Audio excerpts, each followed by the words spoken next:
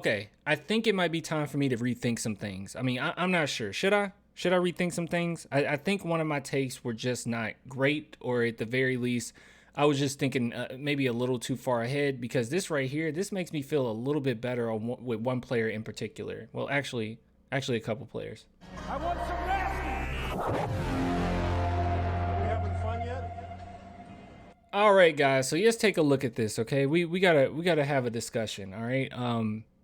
Yeah, things are as bad as you think they are as far as one player in particular defensively. But there's another player that I noticed that I'm like, oh, that is not bad whatsoever. So what we're looking at here is off-ball guards and off-ball wing defenders who are getting into foul trouble more often than not. So we can see here what they're saying. Oh, you guys can't see that. What they're saying is the further you go up is the more defensive impact that player has. The further you go right is the more time that they're spending in foul trouble. Okay, so the further you are to the right, that's not good. That's bad. That's really bad. Okay, but the further you go up, then that means you're a pretty good off-ball defender, and it makes sense when we start looking at some things. Good God, there's one player in particular. OMG. All right, so, and once again, if you guys needed the criteria, here's the criteria. So please screenshot if you need that. It's just talking about this this part down here.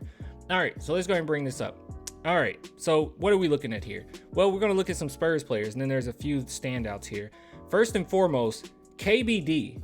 All right, so I never really thought about it because obviously this season has not been the best. It hasn't been really beautiful basketball, and the people that's getting the most attention and who catches my eye more is like Jeremy Sohan and Malachi Branham, right? Even Blake Wesley as of late.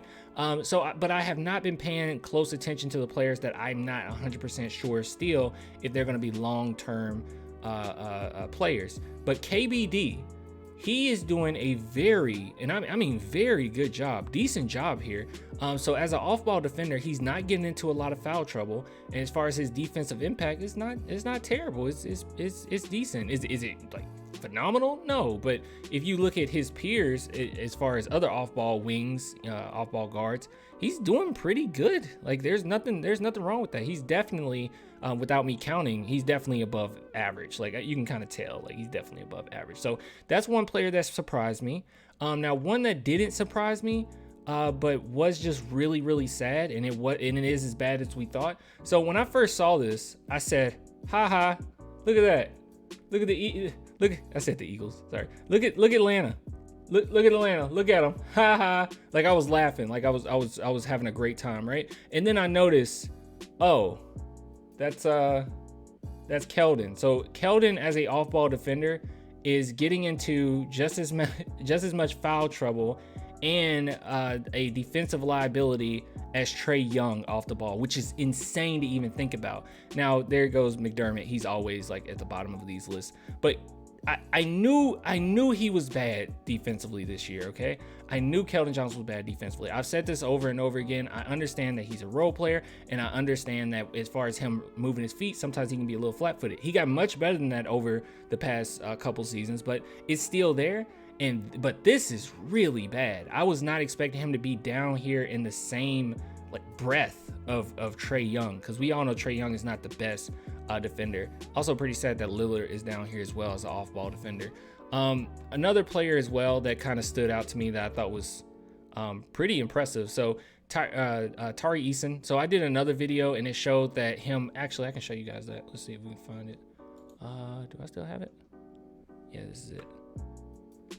Yeah, on this one, it showed. Where are you, Tari Eason? Here he is. So right here, it shows that as far as an on-ball defender, this is another criteria here. The further you go right is the matchup difficulty, so the stars that you're going to be guarding, and then the further you go up is how good your on-ball defense is. And you can see that he's very mid, if not kind of below mid, when it comes to on-ball defense. But I was genuinely shocked to see that that is not the case off ball. So off ball, he is pretty decent, actually. Has good defensive impact, and he's not fouling a whole ton. Kawhi Leonard being right here makes complete sense. he's top of his game, and he doesn't get in a lot of foul trouble. Now this right here is just absolutely ridiculous. Okay, I keep saying this.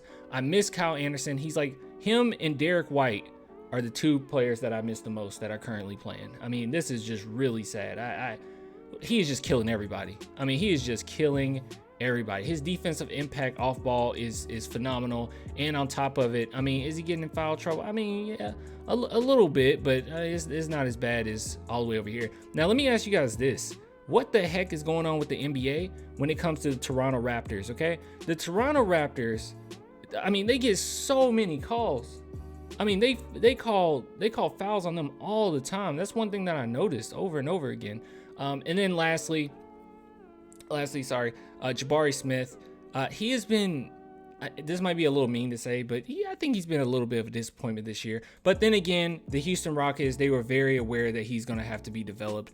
And I think most people believed that he was going to have to be developed. It's just that his upside is so high, and that's why he went so high in the draft. So, but yeah, he just defensively, that's one of his strong suits, but it has not been on his side that much this season. But man, I just really feel bad for the Raptors. I mean, obviously for our Spurs, it doesn't really matter, whether or not you call a lot of fouls on us or not.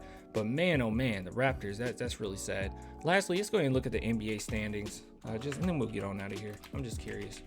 Standings. Let's see. Let's look at the East first. We have. Wait. Oh, okay, I lost them for a minute. Yeah, Raptors, they're gonna have to get it together. That's sad, but they won 3 in a row by the recording of this video. So hopefully they can surpass the Hawks. Dude, if the Hawks don't make the playoffs, that's hilarious. I'm sorry, that's hilarious. And then the Spurs, we're terrible. We're god awful, and that's where we want to be. Lost 15 in a row. Let's make it 16, 17, 18, and 20. 19 and 20. But yeah, anyways, I'll give it to you guys later. Just wanted to show you this. Thought it was interesting, and just let me know what you think in the comments. Until next time, bye.